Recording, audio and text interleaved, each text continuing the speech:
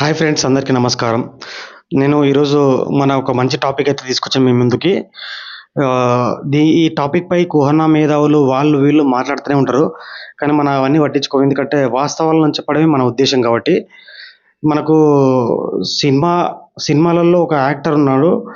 Cinema పరంగా చూసుకుంటే, acting పరంగా చూస్తే తన యాక్టింగ్‌కి ఎట్లాంటి పేరు పెట్టాల్సిన అవసరం లేదు. కానీ ఈ ఒక్కసారి యాక్టింగ్ వదిలి బయటికొస్తే మాత్రం తనను మనం చీకొట్టాల్సిందే. ఎందుకంటే తను చేసే వ్యాఖ్యలు అంత ఘోరంగా ఉంటాయి. ఒక మతాన్ని టార్గెట్ చేస్తూ, ఒక మతాన్ని కించపరుస్తూనే ఉంటాడు. తను నాస్తికుడుగా పేరు గాంచిండు. నాస్తికుడిని అని చెప్పుకుంటాడు. కానీ ఎప్పుడూ ఆయన నాస్తికుడు కాలేడు. కానీ తన నాస్తికత్వం మొన్న బయటపడ్డది. వాళ్ళ అమ్మ చనిపోతే అంత్యక్రియలు క్రిస్టియానిటీలో చేసిండు. మరెవరో కాదు, ప్రకాష్ రాజు. ఆయన పాకిరాజు కూడా అనొచ్చు ఇప్పటి నుంచి మనం. ఎందుకంటే హిందూ దేవుళ్ళని అవమానించాడు కాబట్టి మనం ఏదైనా పిలిచొచ్చు కాబట్టి మనం ఇప్పటి నుంచి పాకిరాజు అని పిలుచుదాం. వీళ్ళ అమ్మగారు చనిపోతే మాత్రం ఈయన ఏమంటాడంటే, నేను నాస్తికుడిని, అంటే ఎథియిస్ట్ అని చెప్పుకుంటాడు. బయట వచ్చేసరికి ఇప్పుడు వీళ్ళ అమ్మ చనిపోయింది. అమ్మగారు క్రిస్టియన్ మతం ప్రకారం ఆమె అంత్యక్రియలు చేసిండు. దీనిపై ప్రశ్నించిన హిందువులను లేకపోతే ఇతరులను ఏమన్నాడంటే, ఆమె సెంటిమెంట్‌లను నేను గౌరవించొద్దా అన్నాడు. మరి ఇదే పాకిగాడు lord Rama and Lakshmana migrated from north India అని చెప్పేసి చెప్పిండు. లక్ష్మణుడు నార్త్ ఇండియా నుంచి మైగ్రేట్ అయ్యి వచ్చిర్రు. వీళ్ళు దొంగతనం చేయనీకి వచ్చిండ్రు. తర్వాత అదే విధంగా ఏదో చాలా కామెంట్లు చేసిండు ఈయన. రామునిపై చాలా కామెంట్లు చేసిండు. ఈయన ఇప్పుడు ఇండియాలో పుట్టిన రాముడు, లక్ష్మణ్‌ని మైగ్రేట్ అయ్యి వచ్చిండని చెప్పేసి చెప్తుండు కదా! ఇప్పుడు నాకు ఎలాంటి మతంతో సంబంధం లేదంటాడు.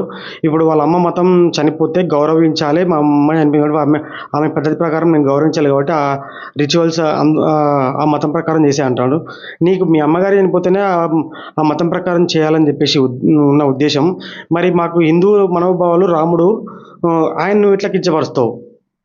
మీ అమ్మని ఎవరో క్రిస్టియానిటీ ప్రకారం చేసావు, నిన్ను తిడితేనే నువ్వు తట్టుకోలేక ఆమె నమ్మకం అదని చెప్పేసి అన్నావు. ఇవి మా నమ్మకం. మరి నువ్వెట్లా కించపరుస్తావు? కాబట్టి ఇట్లాంటి ప్రకాష్ రాజ్ లాంటి వాడిని, చెత్తగాడిని మనం ఫస్ట్ వీడు తీసే మూవీస్‌ని బైకాట్ చేస్తే వీనికి అప్పుడు తెలిసొస్తుంది.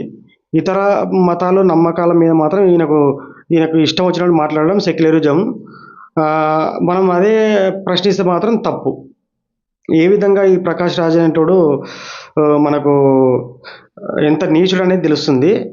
ఇతర మతాలను మాత్రం గౌరవించడం చేత కాదు. కానీ వాళ్ళ అమ్మ చనిపోతే వాళ్ళ అమ్మ చనిపోయిన మతాన్ని మాత్రం గౌరవించాలంట.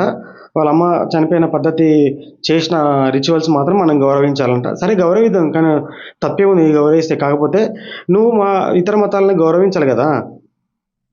నువ్వు గౌరవించకపోవడానికి మరి ఏముంది, నువ్వు గౌరవించలేక ఇప్పుడు ఇదే రామ, లక్ష్మణ భారతదేశంలో పుట్టినోళ్ళే మైగ్రేట్ అంటే, ఇతర దేశాల నుంచి మనకు ఎడారి దేశాల నుంచి వచ్చిన మతాలని నువ్వు మరింగా దేనితో పోలుస్తావు? వాళ్ళకి అన్ని ధైర్యం, నీకు దమ్ము ధైర్యం ఉందా? లేదు. కాబట్టి ఇట్లాంటి ప్రకాష్ రాజ్ తీసే ఫిలిమ్స్‌ని బైకాట్ చేయాల్సింది. ఎందుకంటే ఇట్లాంటి అనుచిత వ్యాఖ్యలు మాత్రం హిందుత్వం పైనే చేస్తాడు వీడు, ఈ చెత్త నా కొడుకు. అదే దమ్ము ఇతర మతాలపై చేసే దమ్ము ధైర్యం అయితే వీనికి లేదు. వీళ్ళ అమ్మ చనిపోతే రిచువల్స్ మాత్రం ఆమె ఇష్టం ప్రకారం చేస్తాడు. వాళ్ళ మతాన్ని గౌరవించాలంట మనం. మన మతాలు మాత్రం వీడు గౌరవించాడంట. చూడండి, వీడి double standards. First of all వీడిని మనం వీడి యాక్ట్ చేసిన సినిమాలు చూసి మనం వీడిని డెవలప్ చేసినాక మన పైసలు తిని మనకే వెన్నుపోటు పొడిచే వ్యక్తిగా తయారయ్యిండు. కాబట్టి వీడు ఏ సినిమాలు యాక్ట్ చేస్తున్నా ఆ సినిమాలు మాత్రం మనం బైకాట్ చేయాల్సిందే. లేకపోతే ఇట్లాంటి కొడుకులు మన డబ్బు తిని మనకే వెన్నుపోటు పొడిచే విధంగా తయారవుతున్నారు. కాబట్టి మనం వీన్ని మూవీస్‌ని ఎంత అవాయిడ్ చేయడం బెటరు. మీకు ఈ వీడియో నచ్చినట్టయితే లైక్ చేయండి, కామెంట్ చేయండి, షేర్ చేయండి. పక్కా ఛానల్ సబ్స్క్రైబ్ చేసుకోండి.